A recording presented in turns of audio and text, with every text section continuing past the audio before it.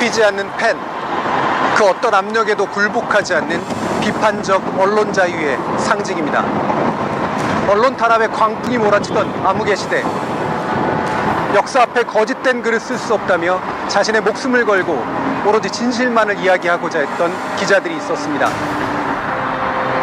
그들을 권력 비판으로 이끌었던 힘은 무엇이고 그것이 오늘의 언론에게 어떤 의미를 갖고 있는지 언론 탄압의 산증인 변상욱 기자와 이야기 나눠보겠습니다.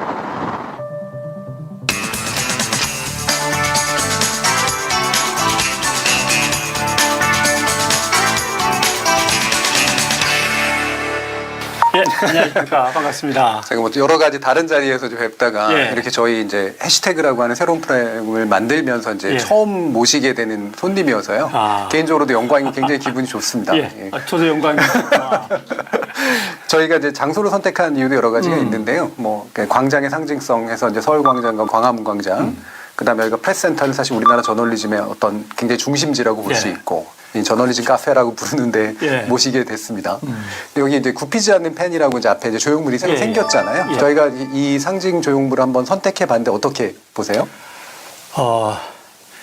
저한테는 되게 이렇게 좀 무겁고 좀 아픈 자리이기도 하죠. 왜냐하면 거기에는 과거의 언론의 좌절과 고통, 그 다음에 현재의 그 신뢰받지 못하는 언론의 자화상도 그 자리에 담겨 있고, 그 다음에 도대체 이 언론들은 어디로 가서 무엇이 될까라고 하는 불투명한 미래. 그래서 과거, 현재, 미래의 어두운 것들이 막 중첩되어 있는 곳이 어떻게 보면 그 굽히지 않는 펜, 그 자리거든요. 또 하나는 거기에 쓰여진 이름과 이제 사회기관 단체명 같은 걸 이렇게 쭉 보면, 어떻게 보면 저널리스트들이 제대로 된 저널리즘을 세워보자라고 하는 결의의 표현이기도 하지만 한편으로는 도대체 뭘 하고 있는가라고 하는 온 국민의 함성이나 어떤 질타같이 느껴지는 자리여서 굽히지 않는 펜 대단히 좀 부담스러운 자리고 무거운 자리인데 오늘 오면서는 좀 한참 좀 보다 왔습니다. 네. 믹스드 필링이라고 보통 그러잖아요. 딱 이제 그런 장면을 보면 한 가지 감정만 떠오르는 게 아니라 되게 복합적이 돼버리는 이제 그런 말씀이시잖아요. 그러니까 이게 단지 그냥 자랑스러운 역사를 막 즐기기 위해서 하는 것도 아니고 아직도 해결되지 않은 문제들도 굉장히 많고. 얘기를 하자면 이제 1974년 10월 24일이죠. 그걸 흔히 우리가 12.4 자유언론 실천선언이라고 부르는데 유신이라고 하는 아주 권위주의 정권이 언론을 엄청나게 통제하고 억압하고 있던 당시에 언론인은 언론인답게 그렇게 살 수밖에 없다면서 선배들이 이제 실천 선언문을 낭독하고 그 이후에 치른 대가는 이제 혹독했죠. 동아일보가 그때 134명, 조선일보에서 33명, 합쳐서 167명이 아무런 이유 없이 정리해고 당하고 길로 나와 앉아서도 계속 당국의 감시를 받으면서 아무것도 할 수 없는 고립된 어떤 낭인으로서 이 시대를 갖다가 몇십 년을 살아가셨거든요. 이제 한 46년째인가요? 아직도 해결되지 않은 문제입니다, 사실. 결국은 우리가 아직도 제대로 못하고 있어서가 아닌가 하는 그런 생각 때문에 늘 마음이 무겁죠. 굉장히 좀 고통스러운 역사고 사실은 이렇게 반드시 이렇게 기억을 할 때 말씀하신 것처럼 되게 다양한 생각이 떠오를 수밖에 없는 건데 기자님이 사실은 또 어떻게 커오셨는가 어떻게 성장해 오셨는가라는 어떤 개인사적인 문제이긴 합니다만 이게 우리 사회사하고 연결됐으니까 이거 한번 얘기를 한번 좀 나눠보고 싶어요. 그러니까 사실은 CBS고 CBS는 이제 뭐 국내 최초 사실 민영 방송사고 기독교 방송이라는 어떤 종교적인 명칭이 붙어 있지만 사실 우리 사회에서 굉장히 진보적이거나 저항적인 목소리를 내는 굉장히 중요한 산실이었었잖아요. 거기에 입사하실 때는 제가 PD로 입사하셨다고 들었어요. 거슬러 올라가면 1971년 유신 정권을 준비하던 이제 박정희 대통령 시절에 문제가 생깁니다. 그때 프레스 카드 제너럴을 만들었죠. 그래서 기자들에게는 1년 번호가 찍힌 자격증 내지는 허가증 뭐 이런 게 나옵니다. 그걸 이제 프레스 카드라고. 기자가 그때 7,000명이었거든요. 근데 프레스 카드가 그때 4,000장밖에 안 나온 거예요. 그럼 3,000명은 구조조정당해서 그냥 사라지는 거죠. 그게 그냥 정치 권력이 집권 세력이 그냥 하겠다고 맘먹으면 되는 거죠. 결국 7,000명이던 기자가 3년 사이에 2,900명으로 내려가요. 프레스 카드제에 의해서 다 기자 자격을 잃고 거리로 나앉은 거죠. 근데 1980년에 전두환 전 대통령이 이제 신군부 세력을 만들어서 등장하면서 언론사 숫자를 줄여버리죠. 그래서 몇 개를 합쳐가지고 그냥 통폐합 시켜버리고 어떤 언론사는 뉴스와 기자를 없애면 알아서 뭐 먹고 살든지 뭔가 도태돼 가겠지 생각해서 기자와 뉴스 기능을 갖다 빼앗아 버린 이런 경우도 있었고 그래서 제가 입사했던 CBS는 그때 뉴스 기능을 빼앗기면서 기자를 두지 말라는 게 이제 법적으로 제도가 된 거예요. 이 모든 보도 기능이 오늘로 종결되고 역사적인 마침표를 찍으면서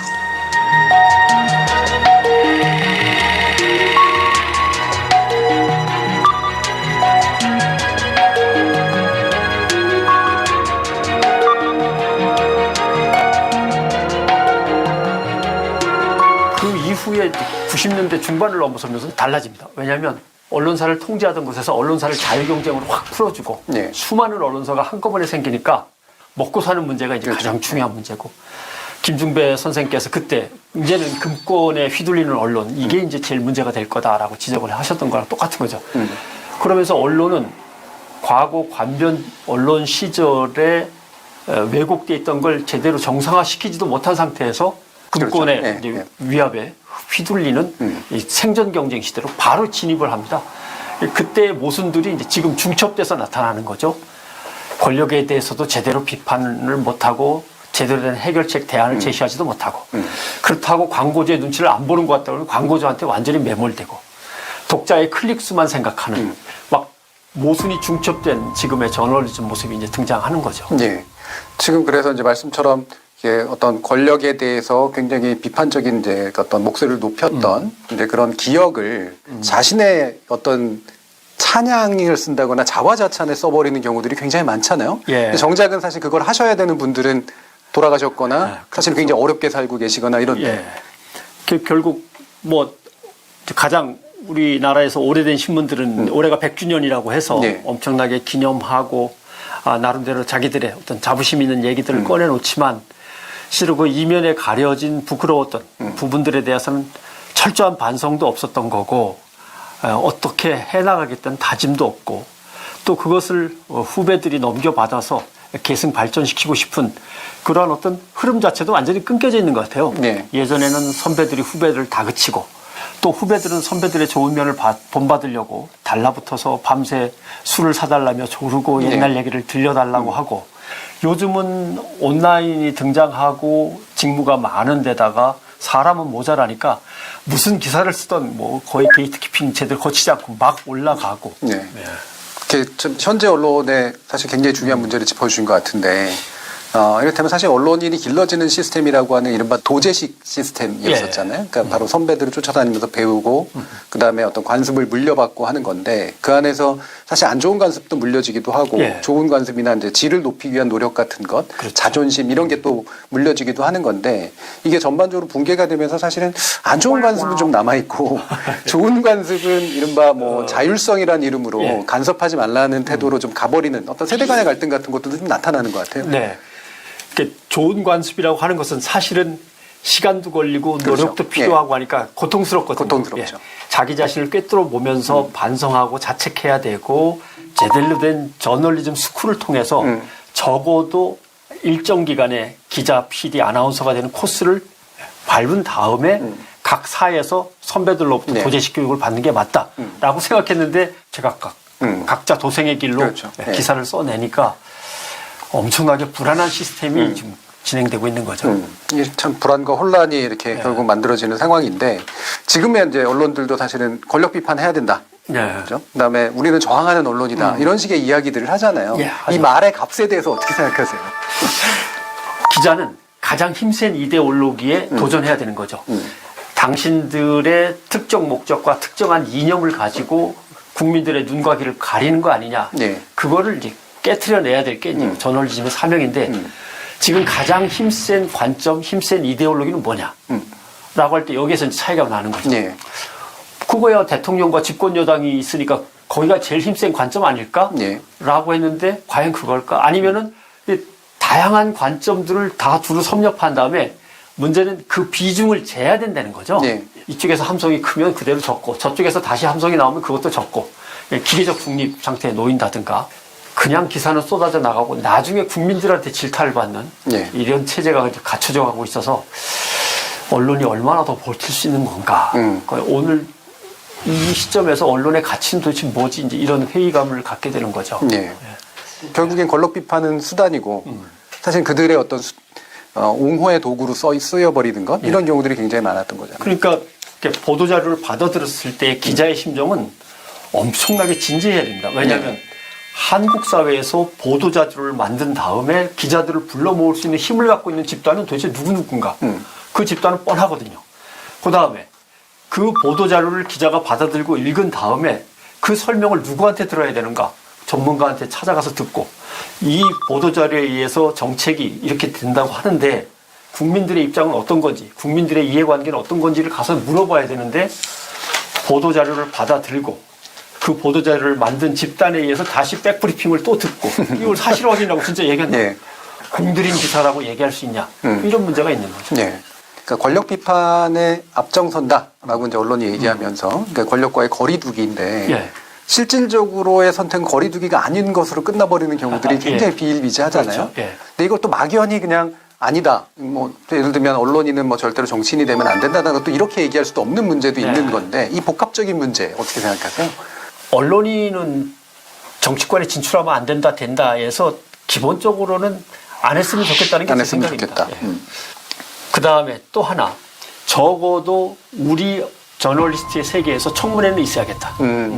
지금 당신이 옮긴 그 행위는 선배로서 보기에 또는 후배 동료로서 보기에 이로써라고 하는 소속된 언론사의 청문회가 한 번은 있어야 되겠고 그리고 기자협회든 PD협회든 아나운서 연합회든 간에 전체 언론계가 이번에 그 이동은 과연 우리 저널리즘계의 본령이나 윤리적 의무를 생각할 때 옳지 않다 또는 뭐 적절하다를 판단하는 청문회는 거쳐야겠다. 네.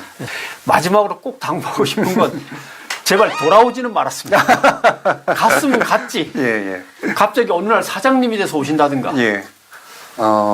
제가 이제 기자님을 여러 가지 또 경험, 그러니까 보통은 되게 폐쇄적으로 살다가 나중에 할 게 없으니까 정치로 진출하는. 예. 사실 이런 케이스가 제가 보는 그 이른바 언론인들의 상당한 또 특히나 영향력 있는 언론인들의 상당한 모습이었기 때문에 특히 자기 직업을 성찰하는 기자를 만나보기가 굉장히 어려웠는데 저는 기자님이 그거에 굉장히 정말 어떤 기자보다도 되게 좀 뛰어나시다라는 그런 생각이 들었어요. 자기를 돌아보는 건 참 쉽지 않은 일인데 그 저희가 이 해시태그라고 하는 걸 시작하게 된 이유가 저널리즘이란 뭔가라고 하는 것도 탐색하고 저널리즘의 잘못을 짚는 것도 있지만 변화하는 저널리즘들이 어떤 것들이 필요한가까지 아마 연결하려고 하는 그런 생각들이 있거든요.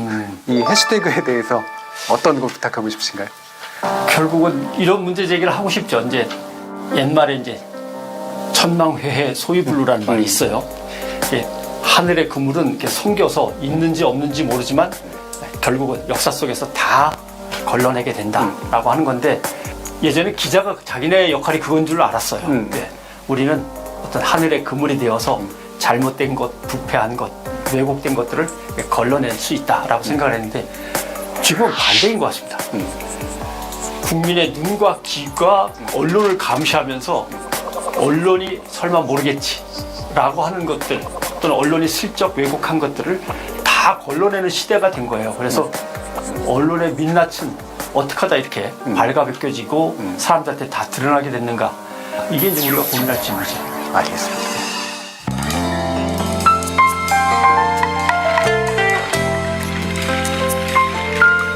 안녕하세요. 색스포니스트 멜론 키친입니다. 이번 시간에는 정준희 교수님의 짧은 강연이 진행될 텐데요. 정준희 교수님의 강연은 평소에도 물론 알차고 재밌지만 우리 해시태그에서는 문화적인 요소들이 많이 어우러져서 더욱더 여러분들이 함께 즐기실 수 있는 시간이 될 거라 생각됩니다. 그리고 강연이 끝난 뒤에는 오늘의 감상평으로 제가 색스폰 연주를 준비했거든요. 그것도 많이 기대해 주시길 바라겠습니다. 자, 그러면 정준희 교수님 모시겠습니다.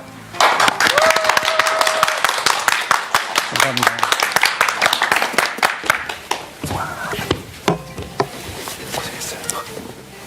네, 오늘 나눈 대담 그리고 토론을 연결시켜서 강연을 준비했는데요. 강연의 주제는 이겁니다. 언론의 권력 비판이라는 알리바이라는 건데요.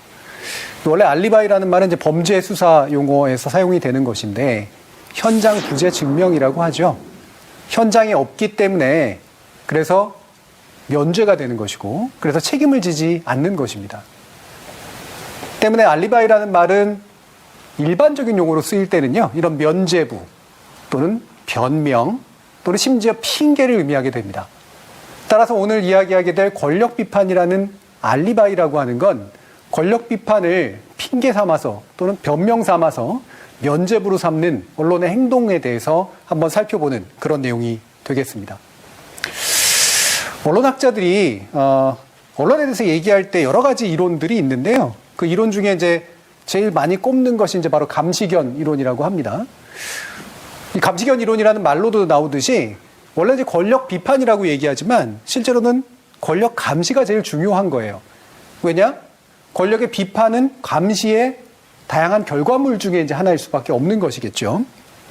이 감시견 이론이라고 하는 것은 그래서 언론은 권력을 감시하는 기능을 가지고 있다는 것이고 그 감시의 결과로 권력에 대한 비판 기능을 수행하는 것까지 연결됩니다. 자, 우리나라의 언론이 처음으로 등장하게 된 시기는 사실 일제시대 때입니다. 그러니까 구한 말에 처음 등장하긴 했지만 실제로 일제시대 때 여러분들도 아는 조선일보라든가 동아일보라든가 이런 것들이 처음 등장을 해요. 이때 등장을 할 때 어떻게 했을까요? 당연히 허가를 했겠죠. 그렇죠? 일부한테만 줬습니다. 그냥 허가받았을까요? 당연히 검열의 대상이 됐겠고 뭔가 위험한 내용들을 유포하지 않도록 약속을 받았겠죠. 그랬기 때문에 실제로 우리나라에서 이 허가제가 폐지되는 민주주의 이후의 시기를 고려해보면 그 이전까지는 모든 언론은 사실은 허가의 대상이었고 검열의 대상이었습니다. 제대로 된 언론이 존재하기가 어려웠겠죠. 그러니까 그 신문들이 스스로를 권력을 비판했다라고 얘기하는 건 상당 부분 거짓말입니다. 그렇게 해서는 존재할 수가 없었어요.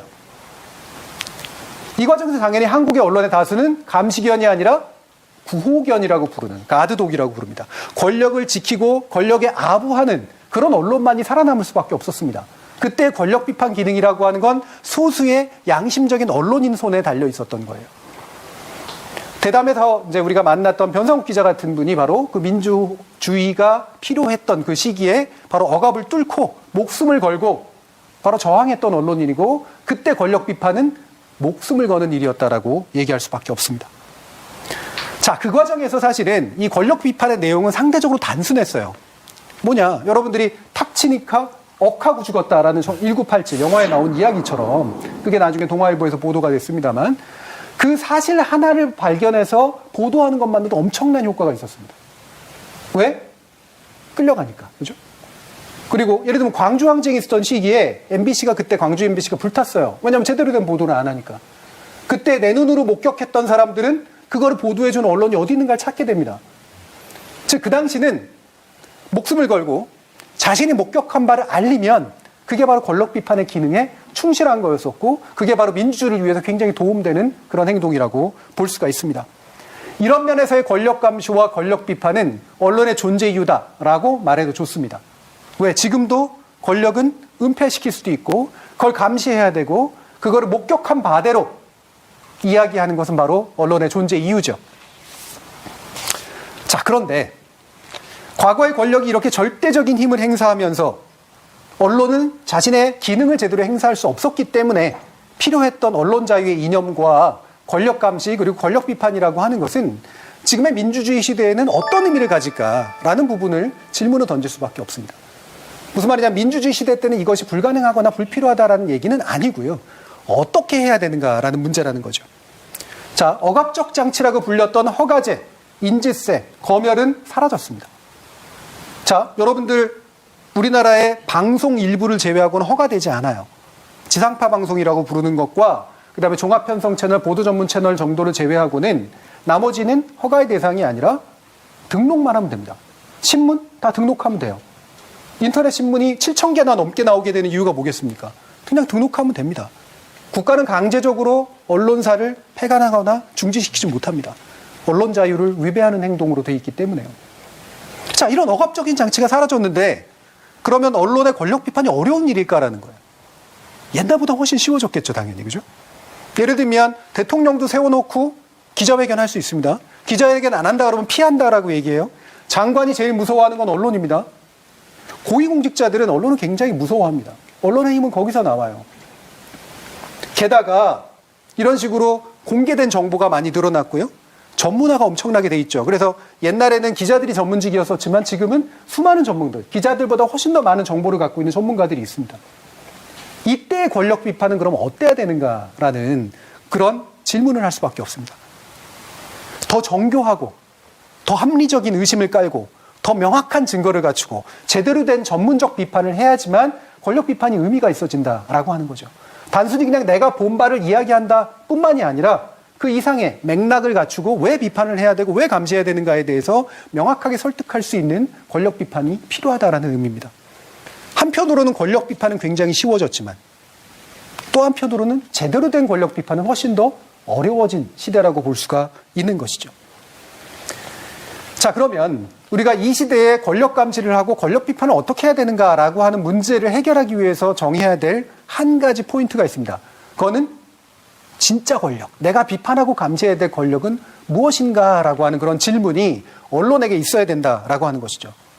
왜냐? 아까도 말씀드렸지만 권력은 단일한 존재가 아닙니다. 단지 대통령만이 권력이 아니에요. 수많은 권력들이 있습니다. 그리고 권력은 대단히 다양하고 정교한 모습으로 우리 안에 움직이고 있습니다. 자, 일단은 행정 권력이라고 하는 것, 다시 말하면 대통령 권력이라고 하는 것, 장관 권력이라고 하는 건 상대적으로 쉽다고 얘기했죠. 이거보다 더 긴 생명을 가진 게 바로 입법 권력이에요. 국회의원 1선, 2선, 3선, 4선 굉장히 많이 하잖아요. 그 다음에 사법 권력은 어때요? 사법의 독립성을 위해서라도 그들의 임기는 보장이 됩니다. 그들의 인사에 언론이 관여할 수 없죠. 재벌, 세습을 너무나 당연시하잖아요. 아마 재벌 권력이 제일 좋은 권력 아닐까요? 그렇죠? 종교 권력은 어떻습니까? 한국은 종교의 문제를 그나마라도 덜 겪고 있었던 나라인데 실제로 중세 유럽보다도 훨씬 더 심각한 부패의 문제를 접하고 있고요.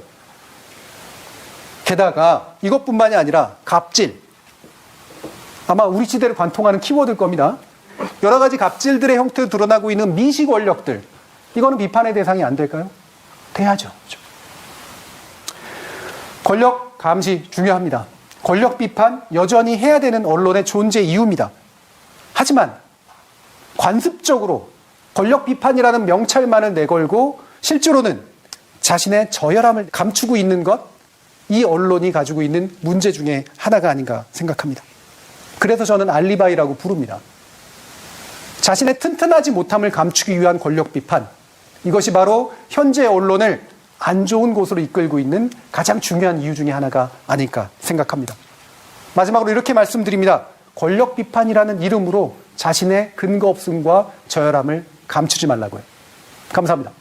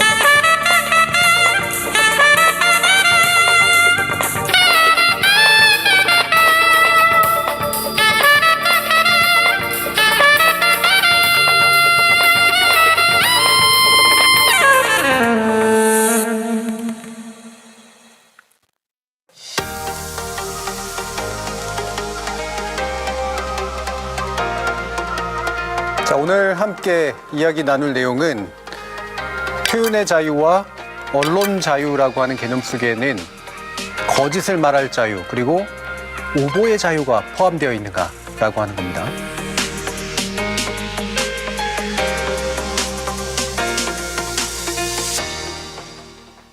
헌법이라고 하는 건 그 사회가 가지고 있는 가장 중요한 이제 가치 질서를 특정한 어떤 명문화된 형태로 나타낸 것을 의미하는데 표현의 자유라고 부르는 것과 언론 자유라고 부르는 것이 동일한 개념은 아니거든요.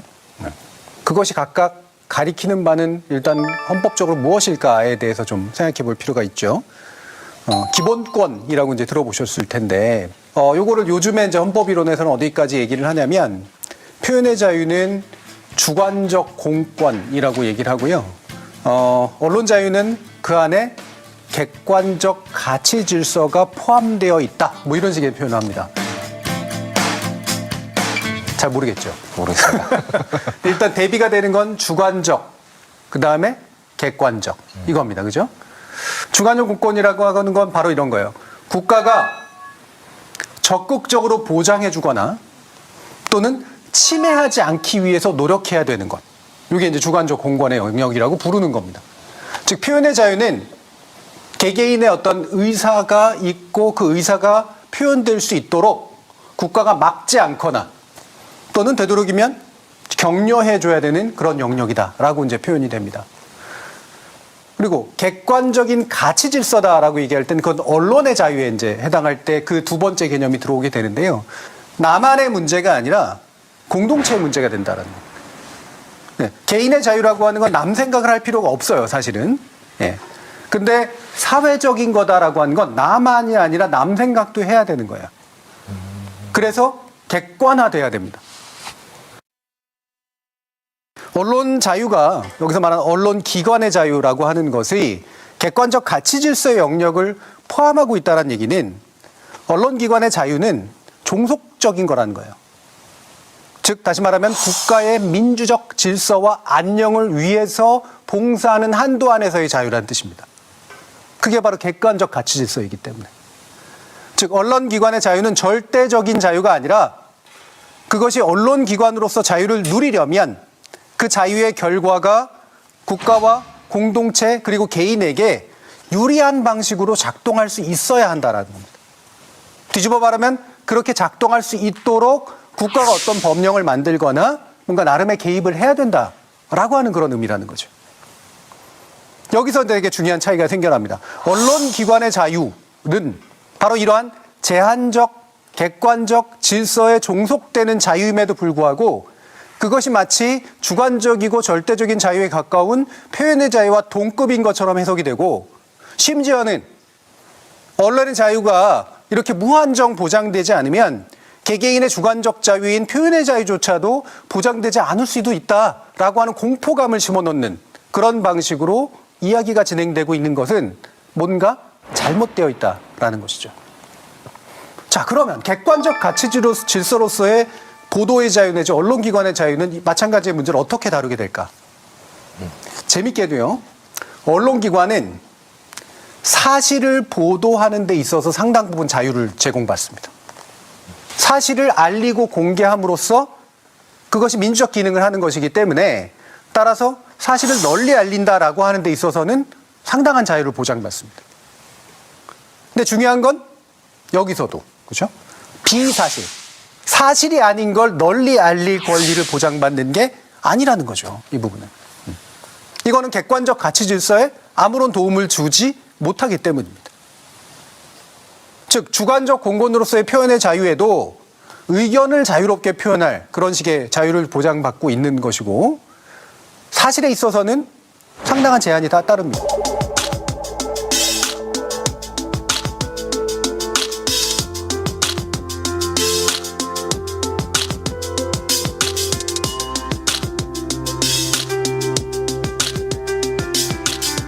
제가 일부의 어떤 문구를 가져왔는데 사실이 아닌 것을 전달할 자유는 없다. 다만 경미한 과실에 의한 것이거나 제작 과정에서 시간적이거나 구조적인 한계가 있을 경우가 인정이 되면 형사 책임의 면제라는 관용을 기대하는 것이 가능하다. 이게 일반적인 법적 표현입니다. 두 가지 전제 조건이 나오죠. 첫 번째, 경미한 과실에 의한 것. 두 번째, 뭔가 제작 과정이나 취재 보도 과정에서 우리가 인정할 만한 어떤 한계가 존재했던 경우. 두 가지에 의해서 책임이 없다가 아니라 형사적 책임을 면제해주는 사회적 관용을 기대할 수 있답니다. 기대할 수 있다. 권리가 아니에요. 그 관용을 해주는 건 사회입니다. 사회. 국가도 아닙니다. 예. 시민사회가 해주는 거예요. 요구하고 주장하고 얻어내고 따내고 할 문제가 아니라는 거예요. 이 부분이 명확하지 않기 때문에 생기는 문제입니다. 결과적으로 뭐라고 보통 법에서 얘기하냐면 관용을 기대한 이후에도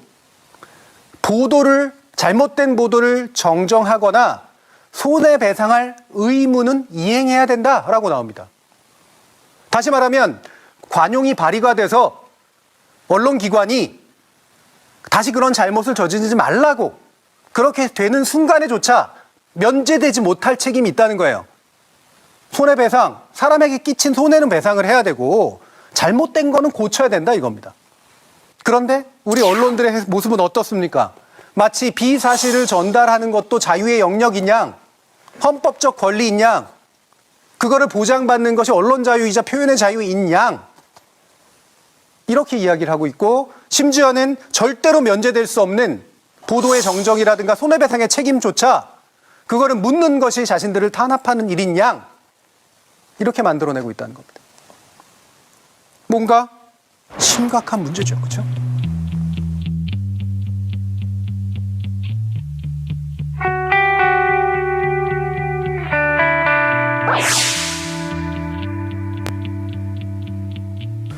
굳이 말하자면 오보에 대해서 잘했다고 상을 준 건 아니에요. 그렇죠? 네.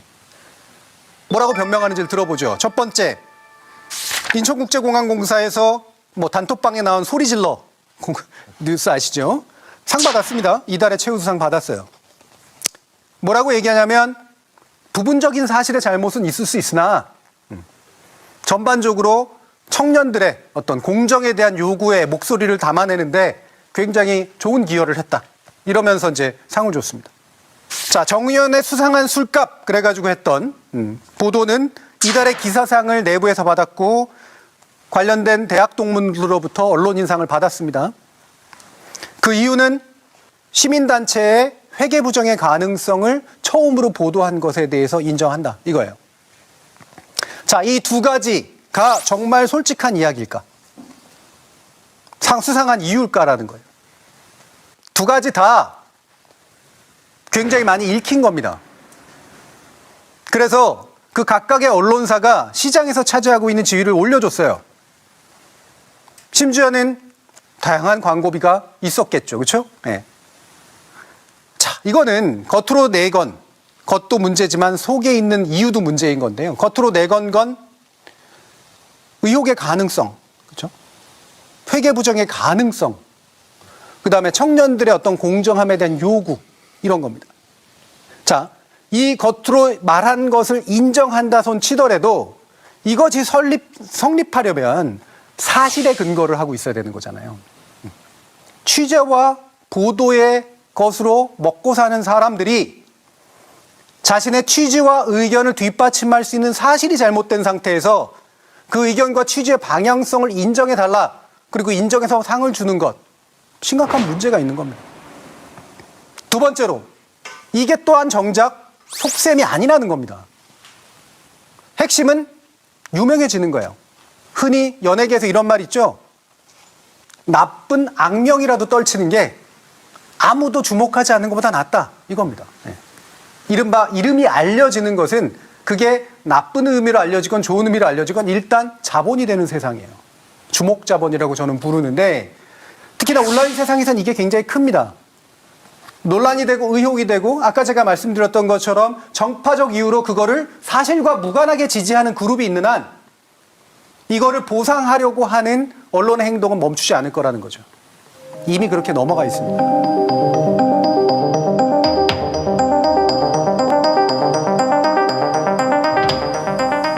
상이 왜 중요할까요? 상이 왜?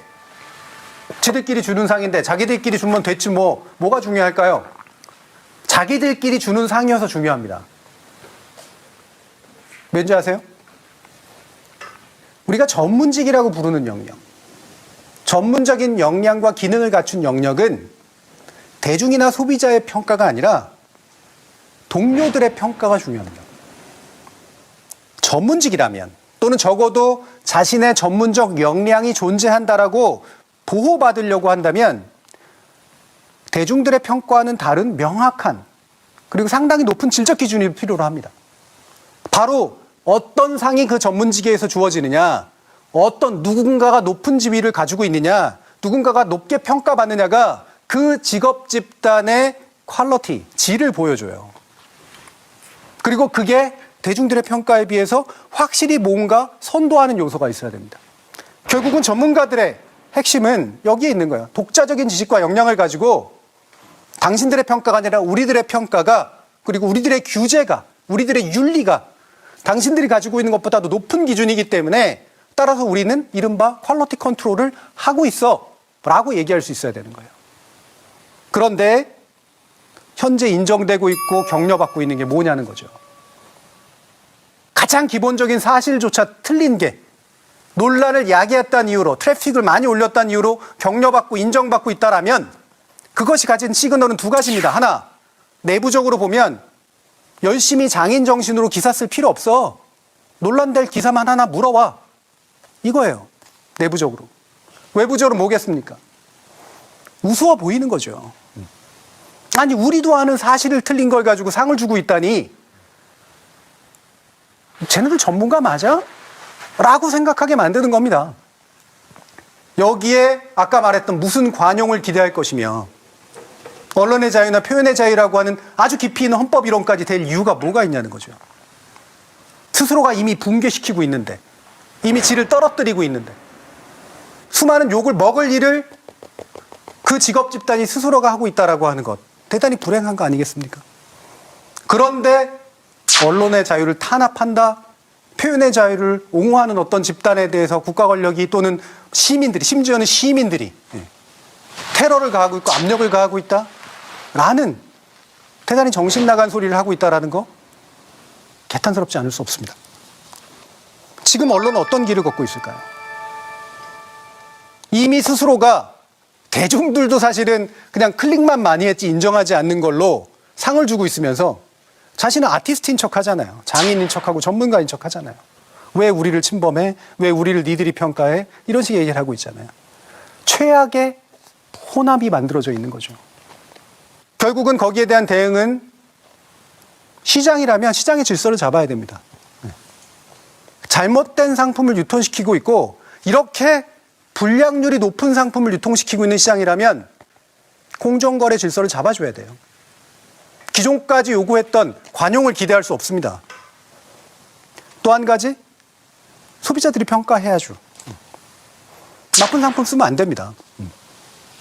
나쁜 상품을 이렇게 계속해서 양산하고 오보로 드러난 어떤 언론사들을 소비해 주는 것, 이것은 결국은 그 시장을 구렁텅이로 만드는 또 다른 공모행위라고 하는 점 또한 인식해야 됩니다. 표현의 자유, 언론의 자유에 거짓말할 자유, 오보를 할 자유 포함되어 있지 않습니다.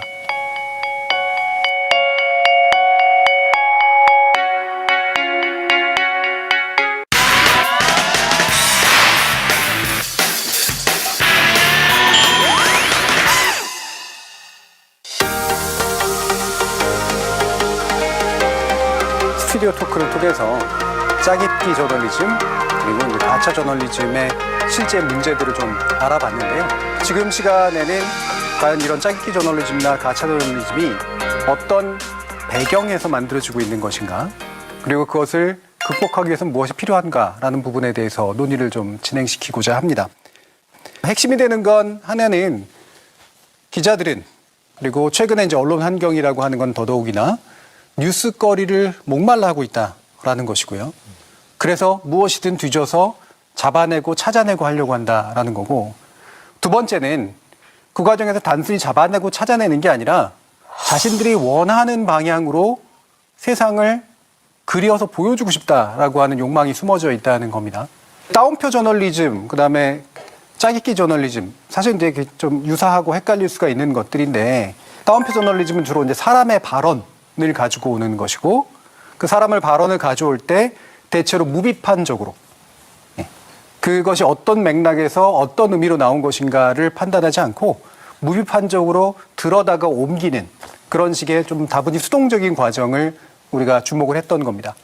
짜깁기 저널리즘은 그게 사람의 발언이건 어떤 자료건 어떤 이미지건 간에 그걸 그대로 가져오지 않고 특정한 방식으로 조합한다 이겁니다. 특정 인물의 이야기나 전문가의 어떤 발언이나 이런 것들을 언론사가 원하는 그런 방향 속에 이야기 틀 속에 집어넣어서 이른바 프레임 속에 집어넣어서 이 사람들의 이야기하고는 무관하게 자신이 의도하는 효과를 내도록 만드는 이제 그런 방식이었습니다. 그리고 그것의 이제 가장 극단적인 형태가 이제 가차라고 했죠. 이 가차라고 하는 건 아예 준비를 하고 기다리고 있다가 그것이 터지기를 바라는, 터지면 그것을 그대로 들고 와서 의도대로 활용하는 이제 그런 방식이었습니다. 이건 뭐 오래된 일이긴 합니다. 예전부터도 사실 뉴스 경쟁이라는 게 굉장히 치열했기 때문에 뉴스를 막 어떻게든 만들어서 채워넣고자 하는 욕망이 굉장히 강했어요. 근데 요즘 같은 경우에는 더더욱이나 취재 인력은 굉장히 부족한 상태에서 기사량은 엄청나게 늘려야 되는 그런 상황에 처하다 보니까 더 이제 커진 거죠. 그게 웃지 못할 예를 몇 가지 한번 들어드릴게요. 기자들 같은 경우에 특히나 주말쯤 되고 그럼 뉴스거리가 떨어져요. 왜냐하면 뉴스 취재원들의 활동이 멈추니까. 근데 뭔가 메꿔야 됩니다. 그래서 메꿀 게 없으면 어떡하냐면 흔히 가는 데가 있어요. 대형 마트에 식품관을 가가지고 뒤지면 유통기한 지난 거 파는 거 나오기도 하고 뭐 식중독에 어떤 위험성 있는 거 나오기도 하고 뭐든 걸린다는 거예요.